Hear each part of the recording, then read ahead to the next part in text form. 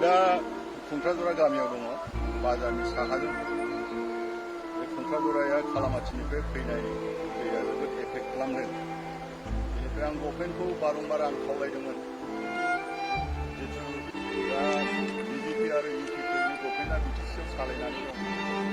दा खुंख्राजराया धंस जाबाय, खननै खनथाम बाना जाबाय। दा नै गाहायाव जिनिखि मोनसे माथावरि लामा दं बे बायसङोब्ला आरोबाव गासै रानिजरा माख्रागाव बेफोर गासैबो दुब्लिया धंस जागोन माइ गायनाया।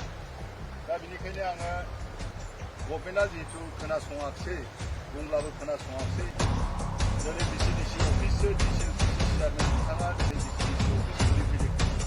आङो खावलायदों बिथांखौ आरो बिसिडिसि चेयारमेन बिथांमोनखौ आङो खावलायदों, मेम्बारफोरखौ आङो खावलायदों जितु जोंनाव दा पावार गैया। दा पावार गोनां हिसाबै पावारा बिसिनि आखायाव दङ हिसाबै बिसोरो फैनानै जायगाफोरखौ नायनांगौ, थेनांगौ, अफिसारफोरखौ बुंनांगौ, खिन्थु बेखौ आं लेखि नुदों। एखेबारे अखा हानानै दाउसा मावरिया जुब्रा जानानै थानाय, गोजांनानै थानाय बायदिसो आं मोन्दों आरो जोंनि माबाखौ, जोंनि अफिसियेल खामानि मावग्रा बिसिडिसि बिथांमोनखौ। दा गोदोथ' गोबां खोथा बुंदोंमोन, जे बायदिसिना रोखोमनि खोथा बुंदोंमोन, बयबो खोनादों, खिन्थु आं बेफोरखौ